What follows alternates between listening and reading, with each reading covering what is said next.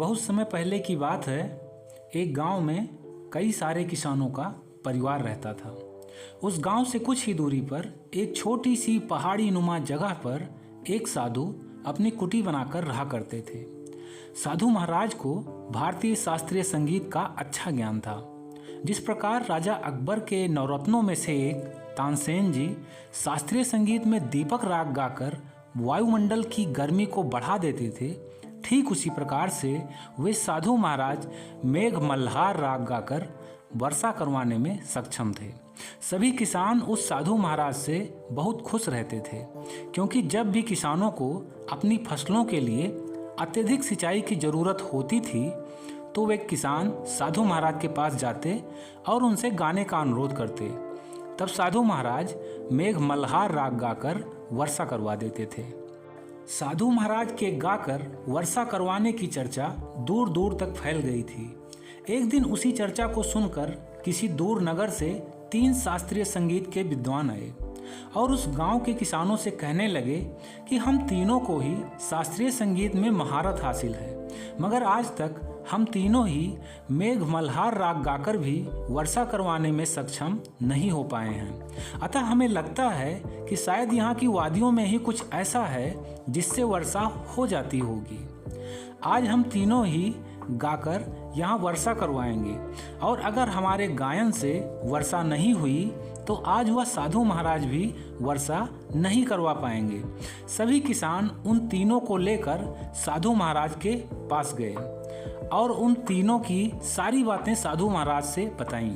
उन तीनों की अहंकारपूर्ण बातें सुनकर साधु महाराज मुस्कुराए और बोले, ठीक है, पहले तुम तीनों प्रयास करो। इस अनोखे प्रतिस्पर्धा को देखने के लिए आसपास के सभी ग्रामीण इकट्ठा हो गए। गायन शुरू हो गया। सबसे पहले उन तीनों में से एक ने गाना शुरू किया। 1 घंटा बीत गया पर वर्षा नहीं हुई। फिर गाते गाते 2 घंटे बीत गए पर वर्षा नहीं हुई।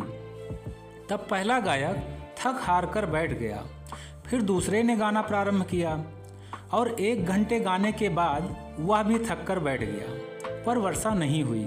फिर तीसरे गायक ने गाना शुरू किया पर कई घंटे मशक्कत करने पर भी वह एक बूंद भी वर्षा करवाने में सक्षम नहीं हो पाया। फिर तीनों गायक ने मिलकर एक साथ एक ही स्वर में बड़े जोर शोर से गाना शुरू किया, पर अंततः उन्हें भी सफलता नहीं मिल सकी।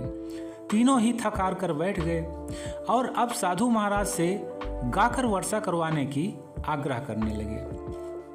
साधु महाराज ने आग्रह स्वीकार करते हुए गाना प्रारंभ किया। 1 घंटे बीत गए पर वर्षा नहीं हुई। 2 घंटे बीत गए पर वर्षा नहीं हुई, लेकिन साधु महाराज ने गाना बंद नहीं किया। गाते गाते 4 घंटे बीत गए पर अभी भी वर्षा नहीं हुई।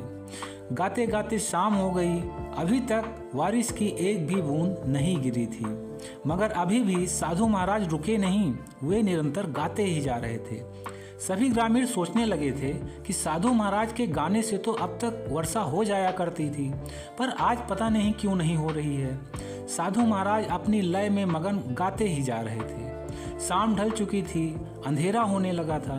कई ग्रामीण अब अपने अपने घर को लौटने लगे थे। वे तीनों गायक भी साधु महाराज पर हंसने लगे थे और साधु महाराज को झूठा कहने लगे थे। उधर साधु महाराज निरंतर गाते ही जा रहे थे, गाते ही जा रहे थे, गाते ही जा रहे थे कि तभी अचानक आसमान में तेज गड़गड़ाहट हुई और काले काले बादल से सारा आसमान काला हो गया। चंद मिनटों में ही घोर गर्जना के साथ घनघोर वर्षा होनी प्रारंभ हो गई। कहते हैं कि उस दिन सारी रात वर्षा होती रही और इतनी मूसलाधार वर्षा हुई कि आसपास के सारे गांव और खेत खलिहान जलमग्न हो गए। वर्षा की वजह से वे तीनों भी अपने घर नहीं जा सके।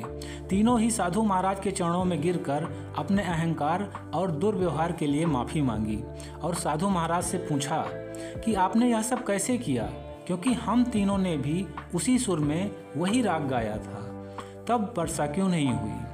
उनकी यह बातें सुनकर साधु महाराज मुस्कुराए और बोले, मैं जब भी गाता हूँ तो अपने मन में पूर्ण विश्वास रखता हूँ कि वर्षा जरूर होगी और मैं तब तक गाता ही रहता हूँ जब तक कि वर्षा हो नहीं जाती।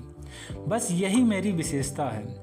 दोस्तों, इस कहानी से हमें सीख मिलती है कि हमें भी सफलता प्राप्त करने के लिए अपने ऊपर एवं अपने द्वारा किए जा रहे कार्यों पर पूर्ण विश्वास रखते हुए निरंतर अपने लक्ष्य की तरफ बढ़ते रहना चाहिए और तब तक नहीं रुकना चाहिए, तब तक हार नहीं माननी चाहिए जब तक कि अपना लक्ष्य आपको हासिल ना हो जाए। ओके फ्रेंड्स, तो हंसते रहिए, मुस्कुराते रहिए, हर दिन कुछ अच्छा सीखते और सिखाते रहिए। मैं मिलता हूँ नेक्स्ट वीडियो में एक नई मोटिवेशनल स्टोरीज के साथ। तब तक के लिए take care, wish you all the best, bye bye.